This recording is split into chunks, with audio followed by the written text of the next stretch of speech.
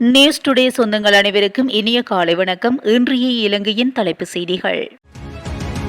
2025 நிதி ஆண்டுக்காக இலங்கை அரசாங்கத்தினால் புதிய வரவு செலவு திட்டம் சமர்ப்பிக்கப்படாது எனவும் அதற்கு பதிலாக அடுத்த வருடத்தின் முதல் சில மாதங்களுக்குள் கணக்கு வாக்கெடுப்பு சமர்ப்பிக்கப்படும் எனவும் நிதி ராஜாங்க அமைச்சர் ரஞ்சித் சியாமலப்பட்டிய தெரிவித்துள்ளார். அதன்படி 2025 மார்ச் இறுதி வரைக்கும் இந்த கணக்கு வாக்கெடுப்பு நடைமுறைப்படுத்தப்படும் எனவும் அமைச்சர் குறிப்பிட்டுள்ளார். தேர்தல் நாட்காட்டியின்படி இந்த ஆண்டு தேர்தல் ஆண்டாக காணப்படுகின்றமையினால் இந்த ஆண்டு இறுதியில் தேசிய தேர்தல் நடத்தப்பட உள்ளதும், எனவே 2025 ஆண்டு நிதியாண்டுக்கான புதிய வரவு செலவு திட்டம் இந்த வருட இறுதியில் சமர்ப்பிக்கப்பட மாட்டாது என்றும் நிதி ராஜாங்க அமைச்சர் குறிப்பிட்டுள்ளார். முன்னதாக கணக்கு வாக்கெடுப்பு தொடர்பில் ஜனாதிபதி ரணில் விக்ரமசிங்கே அதிகாரிகளுக்கு பணிப்புரை விடுத்திருந்தார் என்ற செய்தி வெளியாகியிருந்த நிலையிலேயே நிதி ராஜாங்க அமைச்சரின் உறுதிப்பாடு வெளியாகியுள்ளது. மேல் மாகாண வீடமைப்பு அபிவிருத்தி நிதியத்தின் கீழ் குறைந்த வருமானம் பெறுவோருக்கு வழங்கப்படும் வீடமைப்பு உதவித்தொகையை மேல் மாகாண ஆளுநர் ரொசான் குணதிலக்க தெரிவித்துள்ளார். இதன் அடிப்படையில் புதிய வீடு கட்டுவதற்கும் இதுவரை வழங்கப்பட்டு வந்த அதிகபட்ச 2 லட்சம் ரூபாயானது 3 லட்சம் ரூபாயாக அதிகரிக்கப்பட்டுள்ளது.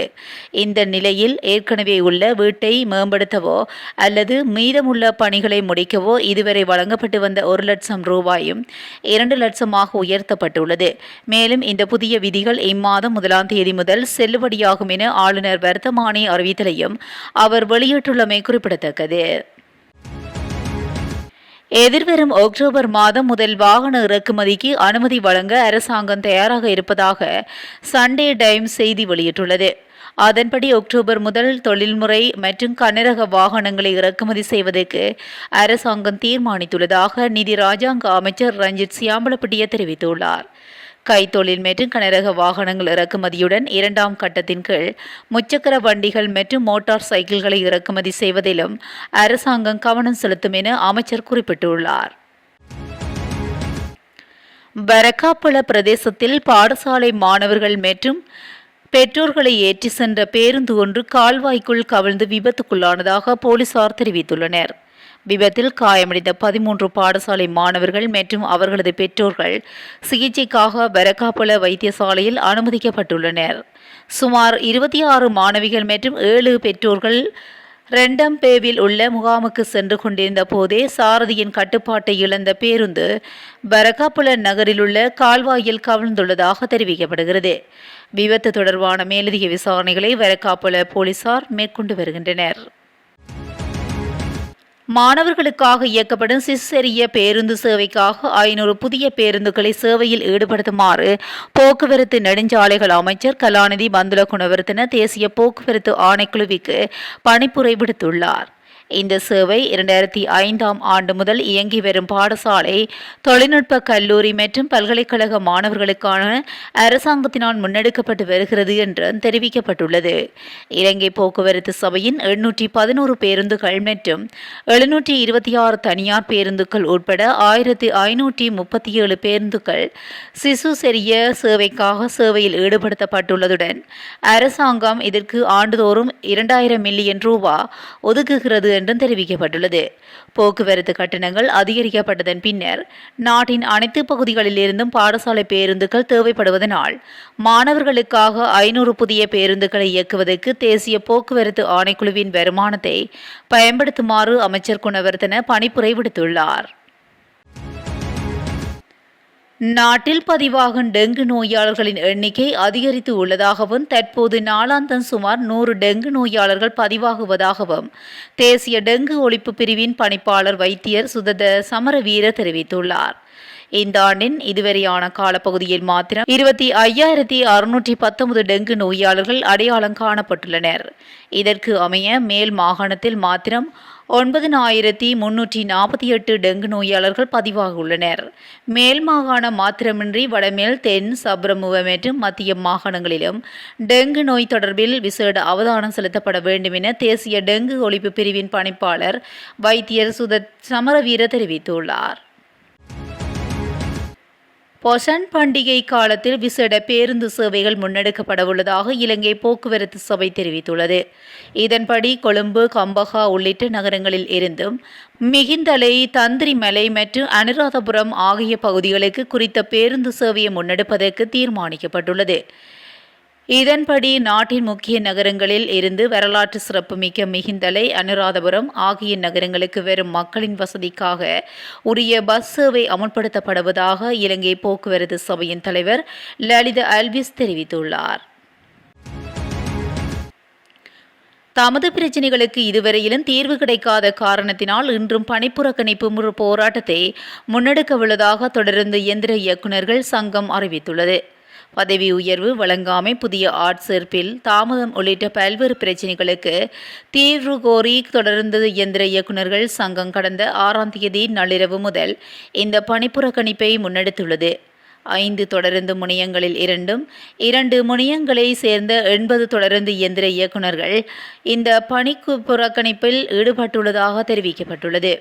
தொடர்ந்து 3வது நாளாக முன்னெடுக்கப்பட்டுள்ள இந்த பணிப்புறக்கணிப்பின் காரணமாக நேற்று 50க்கும் மேற்பட்ட தொடருந்து பயணங்கள் ரத்து செய்யப்பட்டுள்ளன என்றும், தொடர்ந்து இயந்திர இயக்குநர்கள் பணிப்புறக்கணிப்பில் ஈடுபட்டுள்ளமையினால் இலங்கை போக்குவரத்து சபைக்கு சொந்தமான அனைத்து பேருந்துகளும் இன்றைய தினம் சேவையில் ஈடுபடும் என அதன் தலைவர் லலித் டி அல்விஸ் தெரிவித்துள்ளார். தேர்தல் நெருங்கும் நிலையில் பட்டாசு உற்பத்தியாளர்கள் தங்களது உற்பத்தியை தொடங்கியுள்ளனர். இந்த ஆண்டு அதிபர் தேர்தலோ நாடாளுமன்ற தேர்தலோ நடந்தால் பட்டாசுகளின் தேவை அதிகரிக்கும் என்பதனால் உற்பத்தி அதிகரிக்கப்பட்டுள்ளதாக பட்டாசு உற்பத்தியாளர்கள் குறிப்பிடுகின்றனர். நாடளாவிய ரீதியில் மாவட்ட மட்டத்தில் அதிகளவான வேட்பாளர்கள் பொதுத் தேர்தலில் போட்டியிட உள்ளதனால் அவர்களின் பல்வேறு சந்தர்ப்பங்களுக்கு தேர்தல் முடிவுகள் அறிவிக்கப்படும் போது பட்டாசுகளுக்கு பெரும் கிராக்கி ஏற்படும் என அவர்கள் சுட்டிக்காட்டுகின்றனர். தென்மேற்கு பருவமழை தீவிரமடையும் எதிர்வரும் காலங்களில் கண்டி நகரம் வெள்ளத்தினால் கடுமையாக பாதிக்கப்படும் என பேராதனை பல்கலைக்கழகத்தின் புவியியல் விஞ்ஞான பிரிவின் ஓய்வு பெற்ற பேராசிரியர் அதுல சேனாரத்ன தெரிவித்துள்ளார். அண்மையில் பெய்த மழையினால் கண்டி நகரின் பல இடங்கள் பல தடவைகள் வெள்ளத்தில் மூழ்கியிருந்தமை தொடர்பிலான விசாரணையின் போது கண்டி நகரை சுற்றியுள்ள முறைசாரா இந்த வெள்ளம் பாரியளவில் பாதிப்பை ஏற்படுத்தியதாக அவர் மேலும் கூறியுள்ளார். மேலும் மகாவலியுடன் கூடிய உயரமான இடத்தில் அமைந்துள்ள கண்டி நகருக்கு மழைநீர் மற்றும் ஏனைய கழிவு நீர் வெளியேறும் 2 பிரதான கால்வாய்களை அடைக்கும் வகையிலும் முறைசாரா மற்றும் சட்டவிரோத நிர்மாணங்கள் மேற்கொள்ளப்பட்டுள்ளதாக சிரேஷ்ட பேராசிரியர் தெரிவித்துள்ளார். பதுளை நகரின் பிரதான பேருந்து நிலையத்தில் இலங்கை போக்குவரத்து சபை பேருந்து மோதி பாதசாரி ஒருவர் சம்பவ இடத்திலேயே கால்களை இழந்துள்ளதாக போலீசார் தெரிவித்துள்ளனர். இச்சம்பவத்தில் பதுளை தமிழ வெல்கின்ன பிரதேசத்தைச் சேர்ந்த 56 வயதுடைய குடும்பஸ்தரை இவ்வாறு பாதிக்கப்பட்டு அனுமதிக்கப்பட்டுள்ளதாக போலீசார் தெரிவித்துள்ளனர். மேலும் குறித்த நபர் பதுளை நகரில் நாளாந்தம் கூலி வேலை செய்து பிழைப்பு நடத்தி வருவதாக தெரிவிக்கப்பட்டுள்ளது. சம்பவம் தினமான நேற்று மாலையில் வீட்டுக்கு செல்வதற்காக பதுளை நகரின் பிரதான பேருந்து நிலையத்துக்கு நடந்து சென்று கொண்டிருந்த போது வண்டாரவளை டிப்போவுக்கு சொந்தமான இலங்கை போக்குவரத்து சபைக்கு சொந்தமான பேருந்து மோதியதாக போலீசார் தெரிவித்தனர். பதுளை நகரை வந்தடைந்த பேருந்து பதுளை பிரதான பேருந்து நிலையத்தின் பிரதான நுழைவாயிலிருந்து பேருந்து நிலையத்திற்குள் பிரவேசித்த போது பேருந்தின் முன் இடது சக்கரத்தில் அவர் சிக்கியதை அடுத்து அங்கிருந்த மக்கள் அவரை பெரும் பிரயத்தனப்பட்டு வெளியே எடுத்ததாக போலீசார் தெரிவித்தனர். பேருந்தில் மோதுண்டு பதுளை போதனா வைத்தியசாலையில் அனுமதிக்கப்பட்ட போது அவரது கால்கள் பலத்த காயங்களுக்கு உள்ளாகியிருந்ததாகவும் 2 கால்களும் உடலில் இருந்து விலகி தொங்கியதாகவும் இந்த வைத்தியசாலையின் அவசர சிகிச்சை பிரிவின் சிரேஷ்ட வைத்திய அதிகாரி கூறினார். நுகர்வோர் அதிகார சபையில் விசாரணை அதிகாரிகளுக்காக ஏற்பட்டுள்ள வெற்றிடங்களுக்கு ஆட்சேர்ப்பு செய்வதற்கு விரைவில் நடவடிக்கை எடுக்கப்படும் என வர்த்தக அமைச்சர் நளின் பெர்னாண்டோ தெரிவித்துள்ளார். எரிபொருள் உட்பட பொருட்களின் விலை குறைவடைந்து காணப்படுவதுடன் அதன் பலன் நுகர்வோருக்கு கிடைக்காமையை சுட்டிக்காட்டிய நாடாளுமன்ற உறுப்பினர் சுமித் உடுங்குப்புற வாய்மொழி மூலமாக கேட்ட கேள்விக்கு பதிலளிக்கும் போதே அமைச்சர் இவ்வாறு சுட்டிக்காட்டினார். எனினும் இந்த தொகை போதுமானது அல்ல என்றும் புதிய ஆட்சேர்ப்புகள் இடம்பெறுவதுடன் அதற்கு அவசியமான நடவடிக்கைகளை எதிர்வரும் மாதங்களுக்குள் எடுக்க உள்ளதாக அமைச்சர் நளின் பெர்னாண்டோ கூறியுள்ளார். கண்டியில் காணாமல் போன உயர்தர மாணவியொருவர் சடலமாக கண்டெடுக்கப்பட்டுள்ளதாக போலீசார் தெரிவித்துள்ளனர். கண்டி ரெலிகேஸ் இலக்கம் 2 கெல்லாப்போக்க மடல்களை சேர்ந்த கரிவதனி என்ற மாணவியே நேற்றைய தினம் சடலமாக மீட்கப்பட்டுள்ளார். குறித்த மாணவி கடந்த வெள்ளிக்கிழமை முதல் காணாமல் போயிருந்த நிலையிலேயே தவறான முடிவெடுத்து உயிரிழந்துள்ளார் என தெரிய வந்துள்ளது. சம்பவம் தொடர்பில் போலீசார் விசாரணை மேற்கொண்ட போது மாணவியை யாரும் கடத்தவில்லை என தெரிய வந்துள்ளது. இதேவேளை மாணவி காணாமல் போன விடயம் தொடர்பாக கடந்த 7/6/2024 கடந்த 7ஆம் தேதி போலீஸ் நிலையத்தில் அவர்களது குடும்பத்தினரால் முறைப்பாடு செய்யப்பட்ட நிலையிலும் குறிப்பிடத்தக்கது. உயிரிழந்த மாணவியின் சடலம் பிரேத பரிசோதனைக்காக கண்டி போதனா வைத்தியசாலையில் வைக்கப்பட்டுள்ளது.